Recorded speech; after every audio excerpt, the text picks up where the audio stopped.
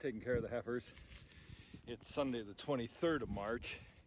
There's a howling wind, typical of March. Bitter cold with a wind chill in the single digits.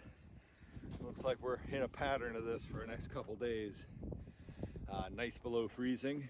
After a week of no freezing nights and days in the 50s, this sucks. We got a week in the 40s with nights below freezing. Just after a hard winter, hard start to spring is not cool. I gotta go get silage today because this is literally the last core of a bale that I've got. I'm feeding it to the heifers right now. All the grass growth that's starting out there is going to be stalled for a week with these super cold temperatures. Well, I managed to make it here.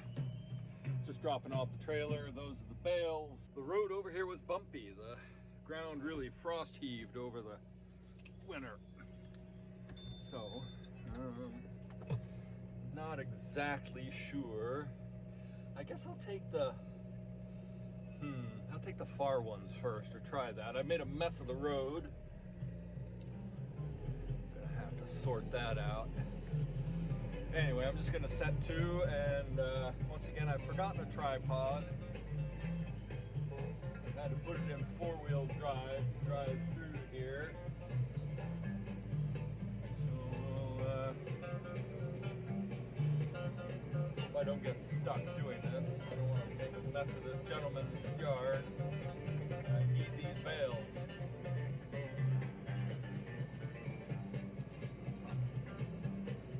Wow. Yeah, don't know. This is going to be interesting. Let me get to it. Well, apart from the temperature, the wind chill, and the wind, it's a beautiful day. I'm back with the bales. I've just opened two, one for the heifers, and then this one I'm going to bring to the cows. And it smells pretty good. This one had a little bit where it was laying down. The bales were on the flat, so it's a little musty on that side. But otherwise, it doesn't smell funky or anything, so that's good. I'm glad to have something back from there. I wish I had them all here. But there's a few that were crow-pecked over there in the field, but otherwise, and I made a hell of a mess, a real scrow over there. It was the road I thought had more stone on it, and it was muddy, and I turned it up a bit. Fortunately, the landowners are cool with it, so I might have to. That's our shared hay field, so we might have to put some stone on there. There's another spot that needs stone over there in order to cross the ford. Anyway, so I'm gonna finish up the bales and get them cut out. This wind. Well, spring, you nasty thing. Snow. And it's only about 36 degrees, so not conducive to doing anything after many days in the 50s, or almost 50s.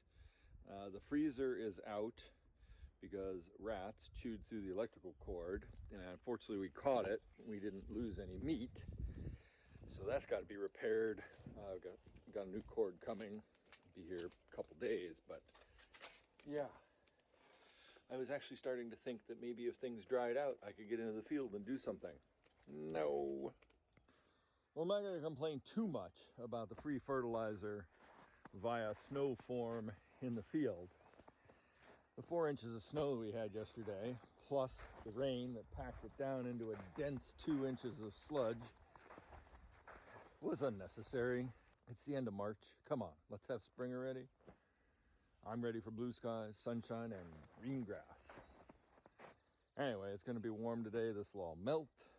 Like I said, totally unnecessary. I'm glad we didn't get an inch of rain. The couple inches we had the other day made a mess of things. So at least when everything's white, it's not perpetually brown. Just can't wait for green. Well, we're about to be on TV, so we're getting the summer house ready.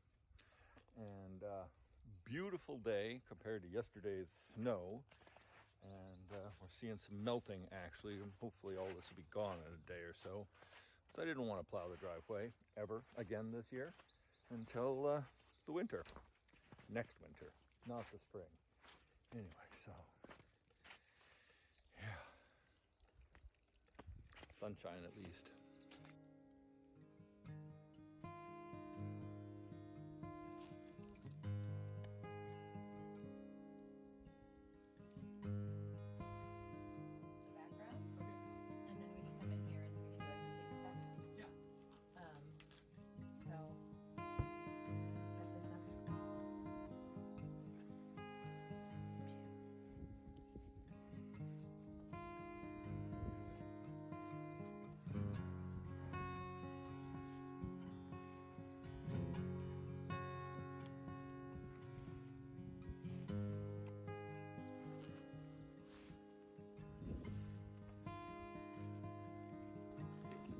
What's even happened? I don't know. How do you get?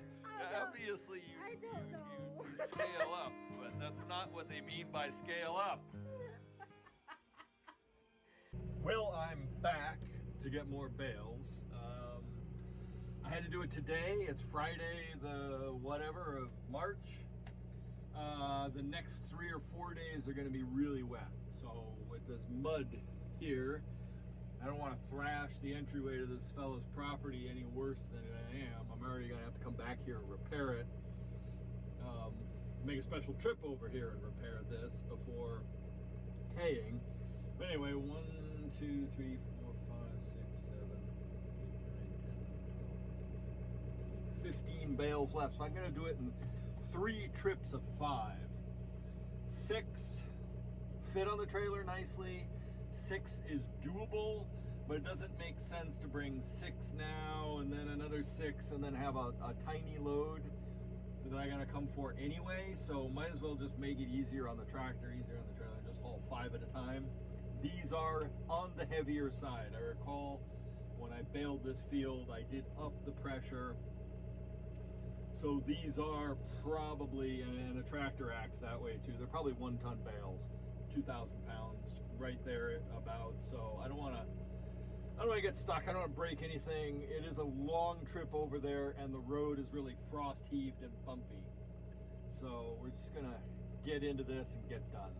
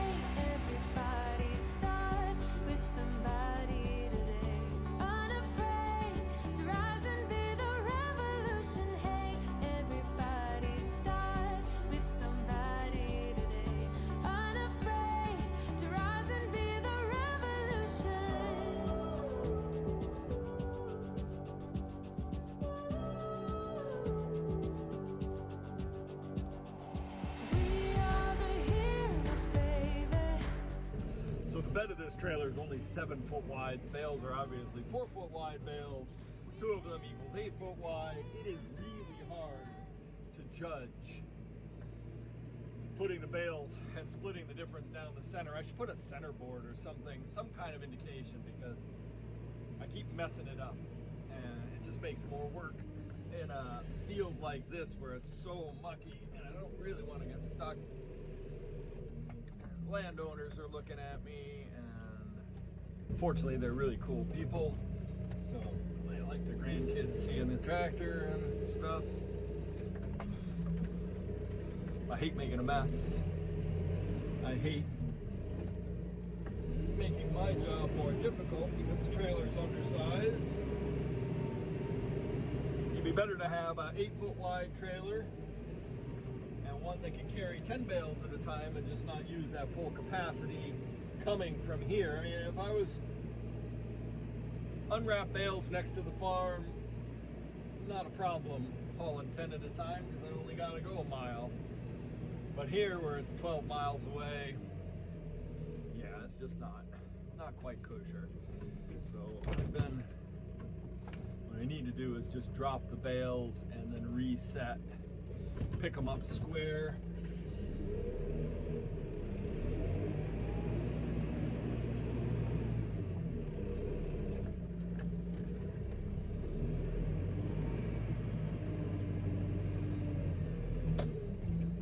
It's better if I could have picked more bales up at a time, but this tractor is only 110 horsepower, and without brakes on the trailer, and because there's no brake actuator on the tractor, I also don't want, I mean, to put 10 bales is 20,000 pounds, and 6 bales is 12,000 pounds, which is still over or right at the weight of the tractor. So it is what it is.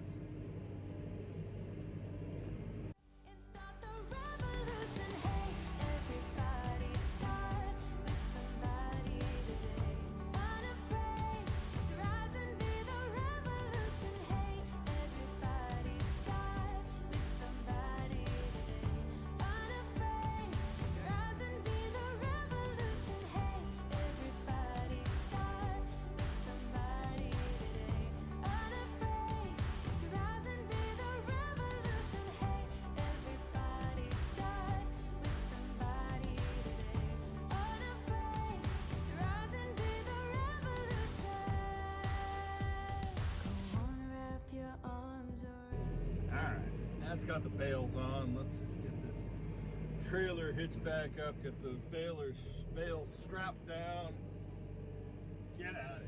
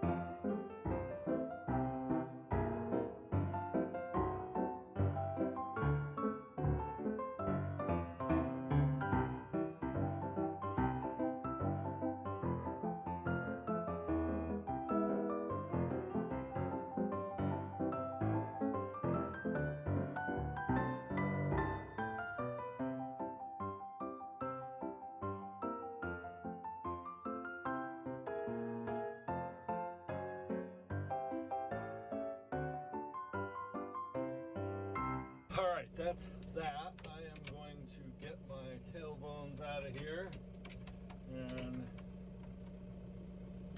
we'll see you back at the farm. Bramble, do you have to bother the ladder? Come on, go away, Bramble. I don't need your help, sweetheart. Good girl. Well, fortunately, I'm done because the cows have finally decided to take an interest in me on the ladder in the barn. I'm putting up 2 new lights because this winter the snow took off the solar charger that I had placed out there. It had been up on top of the roof last winter, and the snow we didn't have a lot of snow, so it didn't really matter. And the lights worked great. Then when I put the gutters on last fall, I had to move the solar panels, and I guess I didn't get them secured well enough. I had them kind of tucked up there anyway. The snow wiped them out immediately, broke the wires on both the 360-degree camera and the lights. And then to make matters worse, the little keeper on the old lights fell off, and these were just dangling in here, and then the wind blew one away and smashed it. These aren't bad. They doubled in price, go figure, because of tariffs and stuff, but they're great. They cast a lot of light in here. They're motion activated. The last ones lasted at least a year until the wind. I've secured the new ones in a better way. I've zip tied not only the cord in 2 places close to the light, but I've also zip tied the cord at the light, and there's supposed to be a little hanger clip, and I've zip tied that so it's to the hook, so it can't be blown off the hook and stretch the cord. If the clip comes detached from the light, it should be held up by the cord until I can notice it and do something about it. Hopefully these 2 new ones are better situated now, and we'll see whether this one I think I can repair. I can put it back on the charger and it should work, and I'll just use it maybe at the back of the barn somehow. Problem is, this is south. I put the solar panels there. I'm not sure if the overhang shades them, and it's gonna be an issue when we add the structure that goes out here. Well, that's not gonna happen till late in the summer, if ever. I could put the charger on the solar panel on the west, and because that I could put it up high, and then but I could only put 2 lights in this second third of the barn. These wires are only 12 foot long. Libby, please don't wreck my ladder. You too, Bramble. So them only being 12 foot long, I'm really limited in where I can place the lights. I looked into putting in, a proper solar panel up on the roof and wires, and it was going to be hundreds of dollars. Just to be able to put a couple lights in here. Yeah, eventually we will have solar throughout the complex, and it'll be part of a much larger system that will allow lights everywhere. So I didn't want to just spend a few $100s just to put lights in this barn temporarily. So they had been 30, they were 65, I think, this time around, for lights that did the job, that were easy to put up, that had held up for what they are. It's an imperfect solution. Yeah, the idea is that barn will get solar on it. This barn will get solar on it. We'll put a big array in here that'll power the new milking parlor and these barns with lights. And I can see that Libby, come on, why you gotta be a pest, huh? Anyway, let me get this ladder out of here. So hopefully when everything's said and done, we'll have proper lighting and outlets and switches and blah blah blah, but these are going to work for now. Down here in the barn, and the lights are there on their dim setting, and they just got triggered by motion, probably me coming into the barn. So that's the light that you can see in the barn. It's motion, so they'll go dim if everything's still for a while, and usually the cows standing here tend not to trigger it. So they're very efficient. And it's pretty bright in here. I don't have my headlamp on, and camera probably won't pick it up, but I can certainly see enough to do stuff out here. It's not as good a light back where the calves are, but it's better to navigate to them across here. I mean, we always have headlamps on anyway during the dark, but this just helps be able to check easily what's going on in here. And I'm so much happier that I'm so happy I finally got around to getting these lights up, because I guess I didn't realize how badly I missed them since the middle of winter when they got wiped out.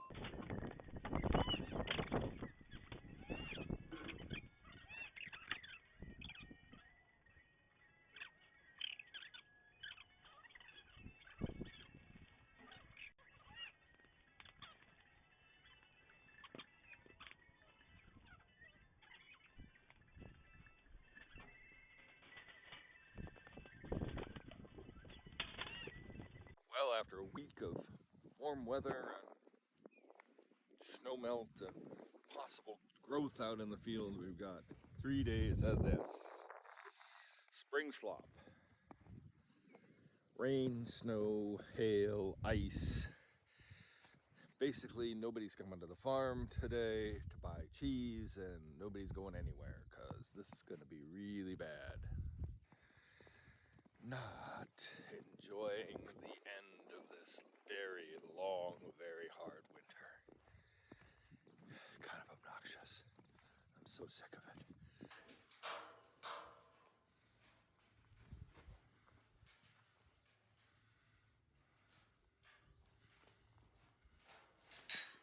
Oh my god, so much ridiculous things.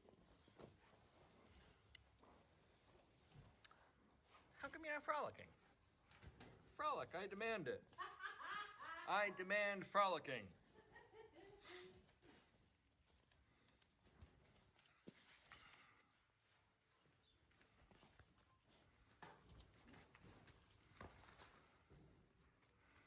Bigger pen for happy babies. Zoomies! Come on, group frolic. No, not so sure about that. Hi, boy. How you doing, John Bean?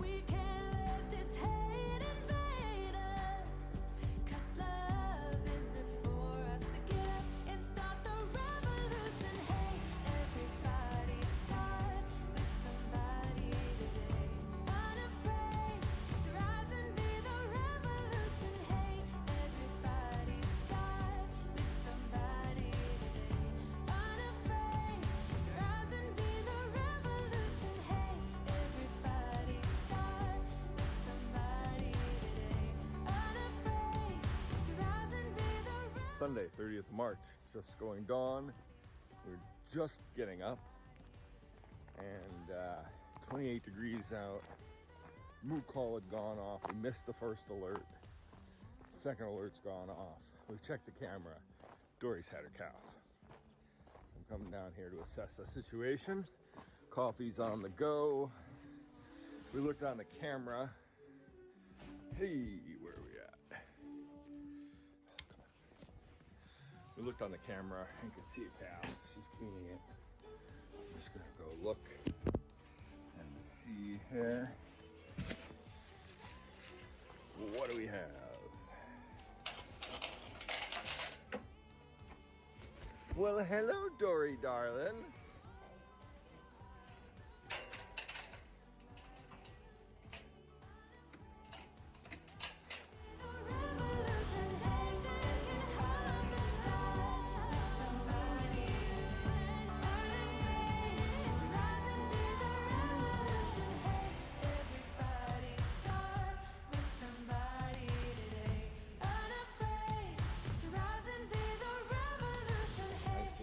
Calf and this is umbilical. And last I recall, last calf. Is that? It's not a heifer. It's a heifer. Huh. Yeah, it's a heifer. Huh. Go figure. She gives us a heifer and it's a cross. Anyway, Angus calves are always up and off the mark. It's a tiny little thing. I bet you it doesn't weigh 40 pounds. She's been enormous. I mean, she still is huge. I was expecting at least a single calf the size of the one her mother had. Dulcie had that giant. I mean, Fonzie is huge now, and he came out huge. That calf does not look huge. We'll see what happens. See whether she has twins. You gonna have a twin? You gonna have another baby? You sure look like it. Just dipping the baby's umbilical in some iodine. Oh, come on, Dory, no, stop. Hey! She's licking it off. She's the only cow that does that. I don't understand what the appeal is. This can't taste good. Baby's trying to drink. I'm gonna go get a cloth and clean her teats. Lana's laying down. It'd be good to switch Dory and get her in the pen. We moved everybody yesterday into the calf pen when we refreshed the barn, and thank God I pulled the old bedded pack out because it was getting too wet. And I put this chip down in anticipation of that, but I got both pens ready as well. So I swapped Lana for Dory in this pen. Now, this isn't an ideal birthing pen because it is awfully small, but just temporary. She's already had her calf, so it's just a holding pen. Lana's out at the ring eating, which I'm happy to say when I opened the gate for her this morning, her hoof problem, which is really due to a pinched nerve, it turns out, a form of calving paralysis. It took us a lot of research to figure out exactly what was going on, but she's showing the exact signs of this nerve pinch. Anyway, her hoof was normal, and she waltzed out of here fairly normally, so maybe the rest and recuperation and medicine has worked. They say that it takes 3 to 4 months for a cow to resolve this, but also she may not have. Anyway, it is specifically due to she's being routed.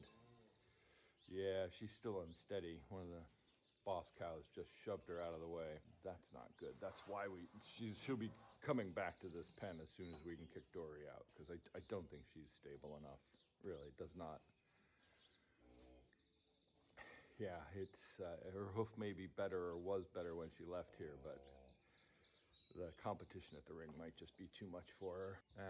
Yeah, I can see it's flexed wrong again. So that was too hopeful. She'll be coming back here. Pulled the moo cow off of Dory's tail. We're around now for the rest of milking, and she'll be going into the parlor. So if she does have a twin in her, then we'll already be down here and know. Charge the next cow it goes on is Bramble, who's not due till the 1st of May or thereabouts, first week of May. And then basically we're having a calf every month, one a month through the summer. And then we skip and start again in January if we can get those heifers bred. Oh, and Nettle will be, oh right, she didn't take. So we're gonna try and breed Nettle because we just AI'd her 25 days ago and didn't take. Apparently she absorbed her calf or was never bred, or we didn't check her. Somehow she fell through the gap, which is unfortunate. But she's also the one with the cut teat. So we'll rebreed her and we'll try and group her closer with a couple of the heifers so that we're not dealing with a one calf a month. That is, it's much better to have them grouped up. So we're gonna try for like a January, February group.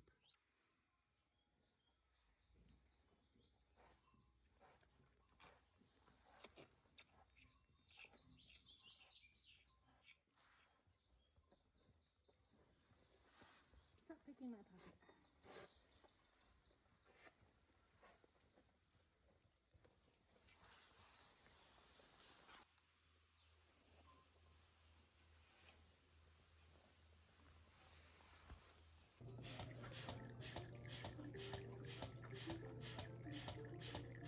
One benefit of a self-tapping cow.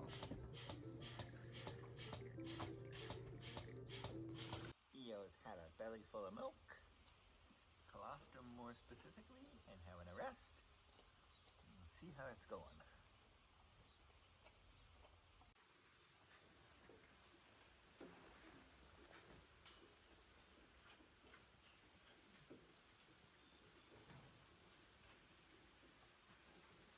Now really hear those ice pellets.